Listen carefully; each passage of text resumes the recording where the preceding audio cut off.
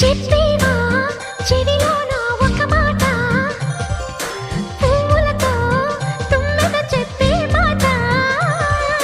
నీ చిరునవ్వు సాక్షిగా తాజ్ మహల్ నాదట, నీ పెదవంచు సాక్షిగా షాజహాను నేనట. నీ తీయని ప్రేమకి నా పెదవే నజరానా, నీ పైటకి నేనిక బానిసనే నెరజాడా. అనంతాల ఆత్మ నీవై చేరుకున్న వేళలో కోకలు కట్టిన కోయిలా కమ్మని కౌగిలియవే.